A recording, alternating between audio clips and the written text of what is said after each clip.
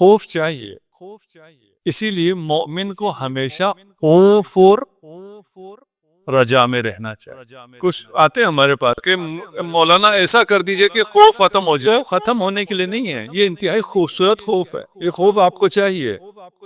جس دن آپ کو احساس ہو جائے کہ خوف نہیں ہے، اس دن سے آپ گناہ کا انسان گناہ تب ہی کرتا ہے جب اس کے دل میں خوف باقی۔ یہ کچھ بچے بیٹھے، جب یہ پہلے دن اسکول آپ انہیں لے کے گئے، پہلے دن کیا کیا انہوں نے آپ کی انگلی نہیں چھوڑی، میں نے نہیں جانا، آپ بھی میرے ساتھ چلو، اندر آؤ اور آگے کلاس میں بیٹھو، آپ کے ساتھ وہ امن میں ہیں۔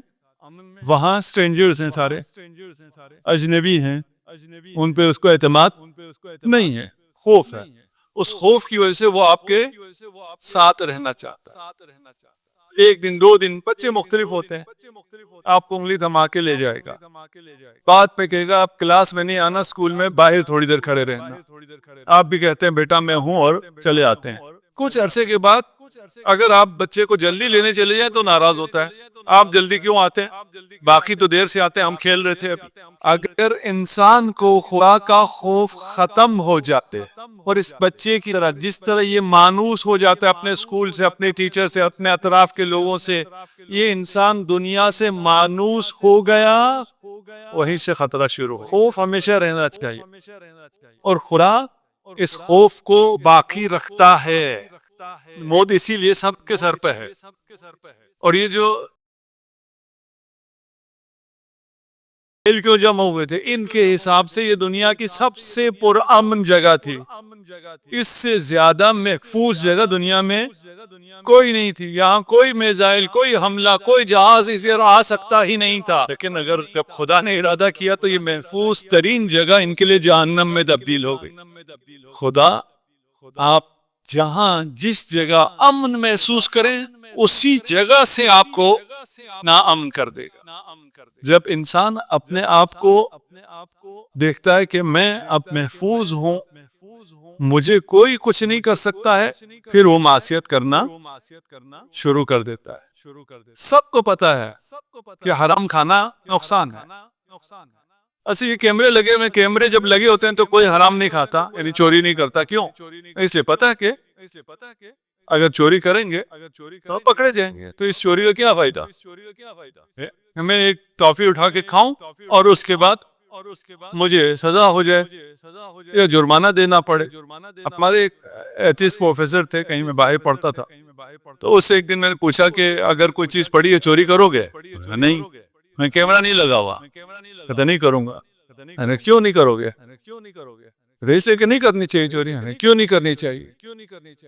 خدا تو نہیں ہے نا، کیمرہ بھی نہیں ہے، سزا بھی نہیں ہوگی۔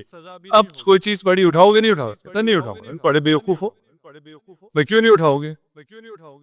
سچ بولو تو اٹھائے گا، خدا نہیں ہے تو اٹھائے گا نا، کیوں نہیں اٹھائے گا؟ کیمرہ لگا ہوا میں نہیں اٹھاتا، کیمرے میں کوئی دیکھ رہے، کوئی پتہ نہیں، بہت سے تو ڈمی کیمرے ہوتے ہیں، ڈمی کے علاوہ بہت سے کیمرے ویسے ہی خراب ہوتے ہیں، ہمارے یہاں تو ویسے ہی اکثر خرابی ہوتے ہیں۔ لگے ہوئے بھی کیمرے ٹھیک ہیں، یہ اس پہ بیٹھ کے دیکھ رہا ہے، وہ سو رہا ہے۔ آج کل تو یہ گیجٹ مل گیا نا، موبائل، آپ جتنے گارڈ بٹھا دیں وہ بیٹھ کے اپنی کوئی ریل دیکھ رہے ہوتے ہیں، لگے ہوئے کیمرے لگے ہوئے کنٹرول روم، اب ان کے اوپر بھی ایک کیمرہ لگا کے آپ بیٹھ کے اس کو دیکھتے رہیں، یہ کیمرہ دیکھتا ہے نہیں دیکھتا۔ اس کے باوجود اگر کیمرہ لگا ہوا ہے، آپ معصیت نہیں کرتے، آپ معصوم ہو جاتے ہیں۔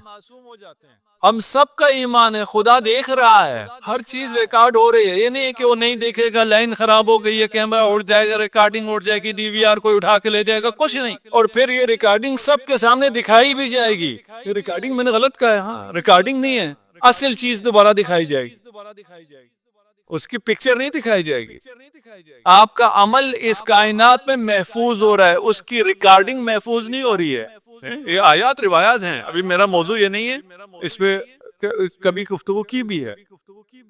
سب چیزیں محفوظ ہو رہی ہے، اس کے باوجود کیوں انسان گناہ کرتا ہے، کیوں حرام کھاتا ہے؟ اس لیے کہ اس کا خیال یہ ہوتا ہے میں محفوظ ہوں، وہ احساس خطر نہیں کرتا، اس کے دل میں خوف خدا نہیں ہوتا۔ پرواز کی باتیں تھی نا، ابھی ہم ان چیزوں کی باتیں کر رہے ہیں جس سے پرواز ختم ہو جاتی ہے. ان الحرام یمیت القلب. آپ کی حقیقت قلب ہے. قلب سے مراد یہ دل یہ والا نہیں ہے، ہارٹ نہیں ہے جو آپ بنا کے ایک دوسرے کو بیچتے ہیں. قلب سے مراد مرکز ادراک ہے، آپ کی وہ بنیادی وجود ہے، اسے پتہ نہیں کیا قوم ہے. اگر آپ حرام کھائیں، آپ کے لیے نہیں کہہ رہا، باقیوں کے لیے کہہ رہا ہوں، جو حرام کھاتے ہیں ان کے دل مردہ ہو جاتے ہیں. یا علی، تو پھر کیوں حرام کھاتے ہیں؟ اتنا بڑا نقصان. 1000 روپے $1000 کھا کے میں اپنا دل یعنی اپنے آپ کو مردہ کر لوں. آپ کو کوئی دے $1000 دے، جاؤ سوسائڈ بمبار بنو، بنیں گے نہیں بنے. پھر یہ کیوں بنتے ہیں؟ ان بیچاروں کو اور کہانیاں بناتے ہیں کہ ہورے انتظار میں ہیں. وہ اس قسم کے چکر میں بیچارے کچھ سادہ لوگ آ جاتے ہیں، برین واش کیا ہوتا ہے. وہ اللہ 1000 روپے کے لیے کون آئے گا، $1000 کے لیے کون آئے گا، 1 کروڑ کے لیے کون آئے گا؟ جب جان ہی نہیں ہے تو کس کروڑ سے کیا کرنا ہے؟ من اکل لقمۃ من الحرام، ایک لقمہ حرام کا، ایک لقمہ اگر کوئی کھائے تو 40 راتیں اس کی نماز قبول نہیں ہوتی ہے. تو یہ نمازی حرام کیوں کھاتا ہے؟ اس لیے کہ اس کے دل میں خوف خدا نہیں رہتا. یہ خوف انتہائی ضروری ہے. یہ خوف بتائے گا کہ دین میری ضرورت ہے، نہیں ہو سکتا میں دین پر نہ چلوں. آپشن نہیں ہے کہ یا میں دین پہ چلوں یا میں دین پہ نہ چلوں. آپشن نہیں ہے آپ کے پاس کہ یا میں جہنم جاؤں گا یا میں جنت جاؤں گا. نہیں بھائی، آپشن نہیں ہے. آپ سے جہنم برداشت ہونے والا نہیں ہے. جہنم کوئی آپشن نہیں ہے انسانوں کے. یہ خوف اگر رہے گا تو انسان حرام سے بچے گا. اگر یہ خوف نہ رہا، امام حسین نے کربلا میں فرمایا تھا قد ملئت بطونہم من الحرام. امام حسین جس کے بارے میں ان سب کو پتا تھا کہ یہ جنت کے جوانوں کا سردار ہے، یہ حسین منی وانا من حسین ہے. وہاں کوئی ایک فرد بھی ایسا نہیں تھا جس کے اس بات کا یقین نہ ہو. آج تو پھر بھی لوگ ہیں وہ یہ سمجھتے ہیں یہ شیعہ کوئی روایت ہے. نہیں بھائی، اس وقت سب کو پتا تھا. اور وہ لشکر یزید میں اصحاب بھی تھے، قاتلین امام حسین میں اصحاب بھی تھے. کہتے نہیں ہیں، ہم بھی نہیں کہتے، لیکن تھے بھائی. وہ تھے جنہوں نے اپنے کانوں سے یہ سنا تھا رسول خدا سے. وہ وہاں تھے. کیوں تھے؟ پھر رسول خدا نے جو فرمایا، ابھی امام حسین بھی فرما رہے ہیں. ساری چیزیں دوبارہ انہیں بتا رہے ہیں. کیوں اثر نہیں ہو رہا؟ لقمہ حرام.